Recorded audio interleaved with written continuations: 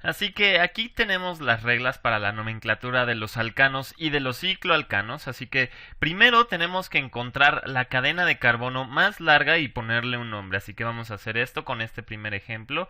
Podemos ver que aquí tenemos 1, 2, 3, 4 y 5 carbonos. Así que este alcano en principio tiene, digamos, como nombre principal el pentano, ¿verdad? Y ahora nos dice, hay que enumerar la cadena para asignarle a los sustituyentes el número más pequeño posible. Así que, por ejemplo, podríamos enumerarlo de izquierda a derecha o de derecha a izquierda. Si empezamos a la izquierda, aquí nos queda 1, 2, 3, 4, 5, ¿verdad? Y este sustituyente queda en el carbono 2. Si empezáramos de derecha a izquierda, entonces sería 1, 2, 3, 4. Y este mismo sustituyente quedaría en el carbono 4. Así que esta enumeración es la correcta. Ahora hay que identificar los sustituyentes y asignarles un nombre. Y solo tenemos un sustituyente que es un metil, ¿verdad? Un grupo metilo. Así que finalmente este alcano se llama 2-metil. Debería ponerlo junto, ¿verdad? Vamos a ponerlo más junto. 2-metil pentano, ¿verdad? Y por supuesto no hay que acomodar los sustituyentes por orden alfabético porque pues solo tenemos uno, ¿verdad? Entonces es el único que vamos a tener. Vamos a ver el siguiente ejemplo. Ok, aquí tenemos este ejemplo y vamos a hacer exactamente lo mismo. Primero tenemos que encontrar la cadena más larga y que podemos ver fácilmente que es esta, ¿verdad? Que tiene 1, 2, 3, 4, 5, 6 átomos de carbono. Entonces, este en principio sería un hexano. Ahora hay que ubicar cuáles son nuestros grupos sustituyentes y podemos ver que tenemos dos grupos metilo, ¿verdad? Y antes de eso habría que enumerar esta cadena, pero es muy fácil ver que si enumeramos de izquierda a derecha tenemos, digamos, en el número, en el carbono 2 aparecen los primeros sustituyentes, que si fuera al revés aparecerían en el carbono 4, ¿verdad? No, más bien 1, 2, 3, 4, 5, en el carbono 5. Muy bien, entonces esta es la forma correcta de enumerar y estos son dos metilos, por lo tanto este se va a llamar un 2,2 dimetil hexano. ¿Ok? Y entonces, algo que hay que acordarnos muy bien es el prefijo. Vamos a poner un prefijo siempre que tengamos varios metilos o varios grupos sustituyentes iguales, ¿verdad? Por ejemplo, si tenemos 2, pues tendremos que poner el prefijo di. Si tenemos 3, será el prefijo tri. Si tenemos 4, será el prefijo tetra. Si tenemos 5, pues sería el prefijo penta. Y si tenemos 6, sería el prefijo hexa. Y así sucesivamente, ¿verdad? Entonces, este alcano se le conoce como 2,2 dimetil hexano. Vamos a ver el siguiente ejemplo. Este siguiente ejemplo. Aquí, nuevamente, nuestro primer punto es encontrar nuestra cadena más larga. Y si nos damos cuenta, este tiene 1, 2, 3, 4, 5, 6 y 7. Entonces este nuevamente, bueno, no nuevamente, sino este podemos identificar que es un heptano. Muy bien.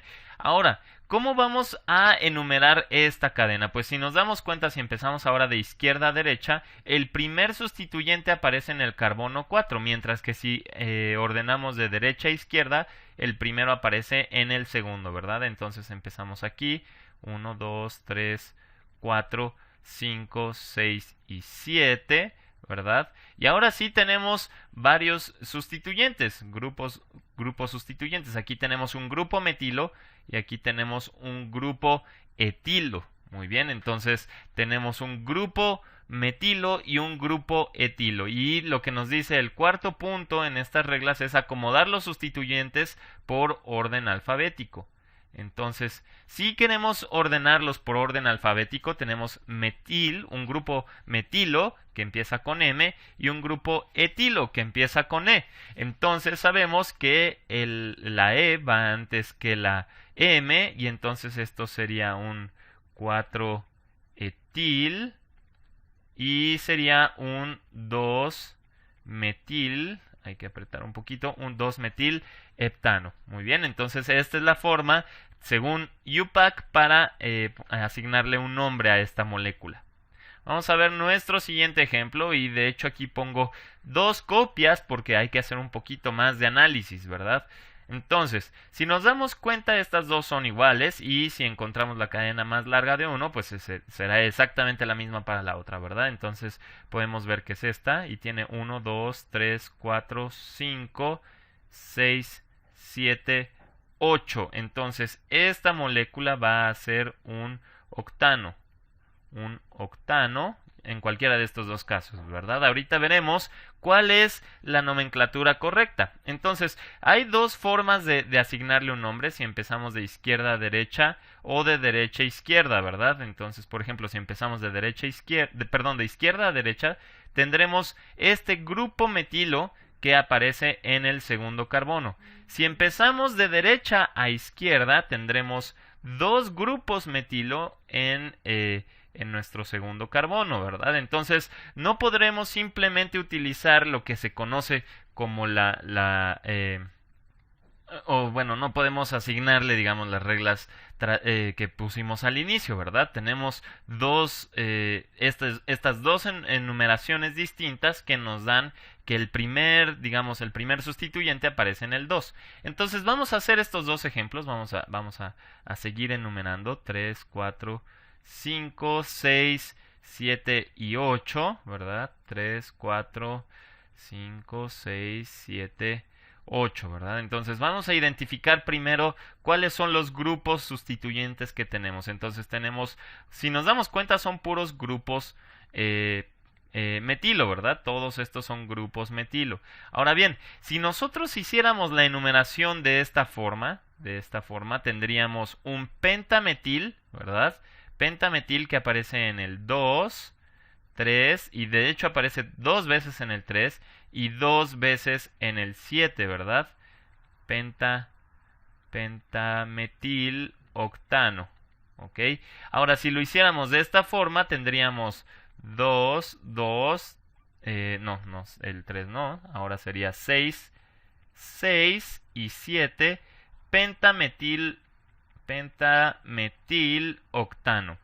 Ahora, ¿cuál de estos dos tendremos que seleccionar? Pues si nos damos cuenta, los dos inician, digamos, con una ramificación o un grupo sustituyente en el carbono 2. Sin embargo, en el segundo número tenemos aquí un 3 y aquí un 2. Entonces, según nuestra regla nos dice que hay que enumerar la cadena para asignar a los sustituyentes el número más pequeño posible, ¿verdad? Entonces, este de aquí sería la forma correcta de nombrar a esta molécula y a esta, digamos, reglita que acabamos de descubrir es lo que se le conoce como el primer punto de diferencia. Muy bien, el primer punto de diferencia y es muy útil y lo vamos a estar usando a menudo. Vamos a ver este siguiente ejemplo. Aquí ahora vamos a empezar a trabajar con ciclohexanos. Los ciclohexanos son justamente estructuras moleculares de estos hidrocarburos donde tenemos arreglos cíclicos o digamos en forma de polígonos de estos átomos de carbono. Entonces, lo primero que hay que hacer es nuevamente identificar cuál es la estructura o la cadena más larga. Y si nos damos cuenta, aquí tenemos 1, 2, 3, 4, 5, 6, ¿verdad? Aquí tenemos 6 átomos de carbono, lo cual nos da nuestra estructura más larga, que si comparamos con esta de aquí aislada, esta solo tiene 2, ¿verdad? Entonces, este de aquí va a ser un ciclohexano.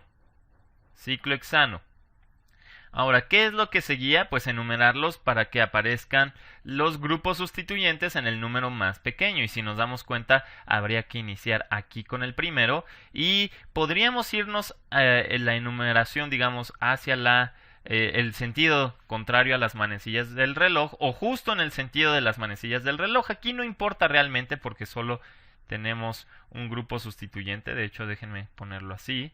1, 2, 3, 4... 5 y 6, ¿verdad? Ahora finalmente identificamos qué grupos sustituyentes tenemos. Aquí tenemos un grupo etilo unido en el primer átomo de carbono, ¿verdad? Entonces tendremos el 1 etil ciclohexano. Y a veces este 1 puede sobrar porque no tenemos más sustituyentes, entonces queda claro que tiene que ser el primero, ¿verdad? Vámonos con otro ejemplo y aquí nuevamente pongo dos copias para ver los distintos casos que podemos tener. Entonces, en este caso podríamos tener aquí el primero o acá, ¿verdad? Podría estar aquí el primero o aquí el primero, ¿verdad? En este caso, si ponemos aquí el primero, tendremos que enumerar hacia la derecha, o si tenemos aquí el primero, tendríamos que enumerar hacia la izquierda. ¿Cuál tendríamos nosotros que seleccionar? Entonces nosotros tendríamos que seleccionar este de aquí, cuando tenemos el primer átomo de carbono aquí, porque eso nos da dos grupos metilo en el primero, ¿verdad? Si nosotros tenemos aquí, solo tenemos un grupo sustituyente en el primero, así que vamos a eliminar este caso, ¿verdad? Eliminamos este caso y en cualquiera de los dos pues tendremos que ese va a ser el primero. Y antes debimos haber visto cuál era la estructura más grande, que si nos damos cuenta es este ciclo de 6 átomos de carbono. Entonces este es un ciclohexano, ¿verdad? Esto es un ciclohexano. Ciclohexano, muy bien. Entonces, tenemos una disyuntiva. Empezamos, o más bien, seguimos enumerando hacia la dirección de las manecillas del reloj, ¿verdad?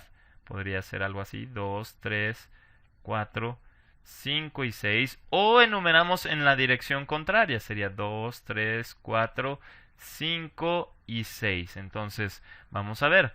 Tenemos aquí un grupo, dos grupos metilo, ¿verdad? Y acá un grupo etilo.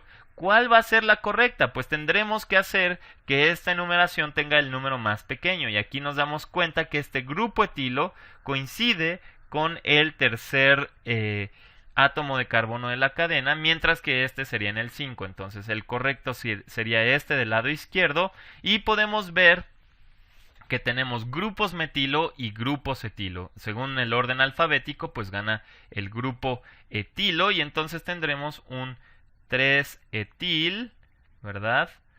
Y tenemos dos metilos, aquí, perdón, es un guión, entonces sería un dimetil ciclohexano. Y ojo, algo que hay que notar es que cuando vamos a hacer el orden alfabético, solo nos fijamos en la letra primera del grupo sustituyente que estamos considerando. Nunca hay que considerar los prefijos. Los prefijos quedan fuera de nuestra regla alfabética. Muy bien.